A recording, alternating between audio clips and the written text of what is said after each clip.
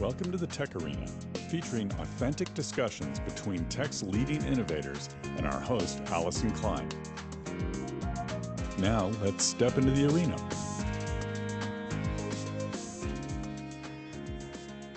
Welcome to the TechArena. My name is Allyson Klein, and today I'm coming live from Mobile World Congress with David Aviv, CTO of Radware. Welcome to the program.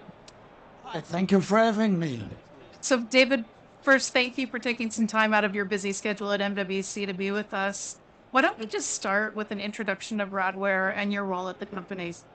Hi, Radware is an international leader with security solutions, network protection solutions, as well as application security solutions, covering network protection, data center protection, public and private clouds. TechArena has been doing a number of interviews about the proliferation of the edge and the edge of the network, including numbers of interviews at MWC. And I was really interested in talking to Radware about how to secure all of this data. Why don't we start with a question on how do you view the edge and where do you see the most adoption of edge computing today? Well, it's an excellent question because edge becomes a very amorphic term. I mean, depending on everyone's definition of what is actually an edge. So classically, everyone talks cloud edge, edge cloud, edge compute, network edge. Edge is becoming everything. It's the reason. It's very simple because everything is disaggregated and distributed. So edge becomes the point of presence where you locate either network resources, data resources, storage resources, compute resources, you name it. I would say that currently, especially now in Barcelona, the 5G edge compute or mobile edge compute is definitely one of the places which are more becoming hotspots, especially for mobile applications that are using that kind of edge service.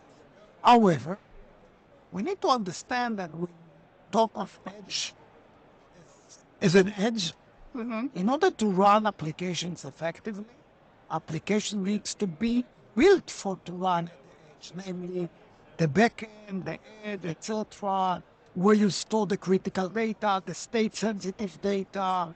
So there are a lot of trade-offs. So, let's say mobile, so-called mobile, the car industry, the next generation mobile cars, also called.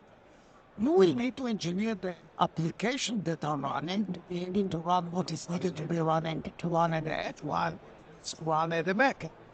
So definitely edge compute is starting to take a toll in the mobile edge. The mobile cloud as well, because the cloud pops are everywhere, and we do see that modern applications are restructured to be able to run at the edge.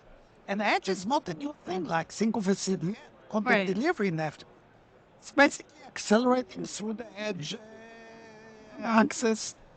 So edge becomes everywhere. Like that, it provides new opportunities, but also new challenges, like security challenges. Well, that's why I'm here. And you deliver security solutions from cloud to edge. Obviously, a lot of attention has been given to cloud security over the last 15 years, but edge security is a different beast. How do you view this, and how does that inform the decisions that you're making with your team about the security solutions you're bringing to market? Yeah, that's obviously the fact that the perimeter is being blurred, actually. There's whole perimeter, certain perimeter. We need to rethink how you define, let's say, I don't like to call it a virtual perimeter, but a different kind of perimeter. So there are a couple of approaches to deal with it. And especially when the content delivery is completely distributed through the supply chain. And through the supply chain, especially for web-based application. The browser, The consumer browser is connected directly to the supply chain contents anywhere actually. So pushes the security to the edge, and when we say to the edge, up to the consumer itself, to the browser itself. So there are a couple of things. People like to say that identity forms the new perimeter. So what do we mean by identity? In the consumer side, in the enterprise, is a well-known paradigm, the zero trust paradigm. That's the enterprise. So we are building new security solutions to cope with this trend in order to build and establish an identity on the consumer side, on the browser side, to be able to run and provide such tracking capability and a profilization capability, to be able to apply and detect abnormal activities anywhere and behind any perimeter you access. Wow, okay. Tell me about the solutions that you've brought to market and what has been the market response to them? Okay, so at the network, we are leading comply with the denial of service, protecting network service provider networks with large tier ones. And we are adding to that kind of classical denial of service a new form of distributed denial of service, once again, because of the distribution, coupling of the network. This is on the application and application protection. We are providing now a new stack, and this is stack. We like to call it providing a best of breed components to a best of suite.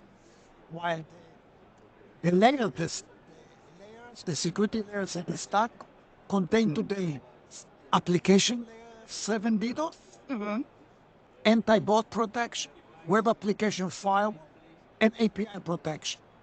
So we're bringing 4 layers, packaging as one stack. And if you remember, we talked about identity. Identity, use crypto identity as a I call it a cross-layer anchor for our behavioral anomaly detection across all the stack. What has the market response been to the solutions? And have you heard anything interesting from customers at Mobile World about things that are on their mind that maybe the industry hasn't paid attention to? Oh, I think that everyone acknowledges now, limit a lot of both enterprise customers. They are building their 5G private, so-called the private shop in the van. Obviously, service provider are building the core and a 5G public. I would say that I think that everyone now, especially the last year with the political tensions, ChatGPT coming in and providing many new opportunities probably for the hacker community. Sure. Everyone start to understand that usually every year we always say this is an inflection point. I think there's something smelling there that this year is the real inflection point. People pay a lot of attention on that one, and especially on publicly exposed web resources, where everyone understands that exposing everything will be open up to the immediate attack surface. And people understand that, especially those that are dealing now with the 5G private sector, that building enterprise resources build on utilizing 5G slicing technology provided by service provider. You talked about some of the industry standards that are driving this space. Do you think that there's any industry standard work that needs to be done to address any of the attack challenges that we're still facing? Look, you know, there are some standards, let's say, built in into the 5G standards. We are talking in the 5G now. They are very generic here. I think the 6G will address some of the others. Yeah, because always there will be a lag between the general telco community and protecting the network towards the new attack surfaces. And I think even in the 5G, there was no real shift yet in the security acknowledging that especially when you move to the 5G standalone, with the primary use case as enterprise, is that the 5G and the 6G definitely is actually utilizing almost web-based protocols. All the 5G core itself is based on HTTP-based protocols. Right. Not the access office, which still addresses the traditional. As such, it opens up Yeah, sure. the web-based attack surfaces. I don't think that it's still up to now taken care of, so, enough. And I think we need to pay more attention to it. What, as you look forward into 2023, what are the key things that you're looking for in the market in terms of the continued adoption within customers? And are there any headwinds that we're facing? And I think more and more, let's take example, the 5G. Kubernetes takes over data center technology. Kubernetes implementation, the microservices implementation. So if you go the tool from the RIC, the radio intelligent controller, you will have their XApps running in Kubernetes.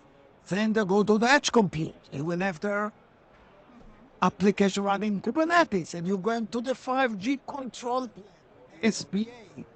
Everything is running Kubernetes. So I think in that sense, everyone understands that the security for running those applications needs to have two things. It needs to be able to run as a Kubernetes native citizen in order to protect those applications. And secondly, be able to cope with the cadence of these applications, of those applications. Those applications are running and changing very fast. Security needs to adapt and run and adapt very fast to adapt the security model to the image that runs in those containers. So there are new trends in the security itself, and those are some of the key things that we do see. Besides that, remember, security is now downloaded as software. Yep. It's a software. Right from the CI/CD pipeline. So the same way you download the image, the application image, we have built our security to run the same way from the CI/CD pipeline, adapted to the image, running into the cluster. David, I've really enjoyed the conversation. And I've learned a lot about Radware and security at the edge. So thank you for the time. I'm sure my listeners are also intrigued. Where can they find out more information about the company and get in touch with your team? Radware, www.radware.com. We have sales force all over the globe, especially in North America. So through that, you can find a lot of information. Contact our sales team, and we will be more than happy to come and support you. Thank you, and have a great Mobile World Congress. Thank you very much. Thanks for joining the TechArena. Subscribe and engage at our website, thetecharena.net. All content is copyright by the TechArena.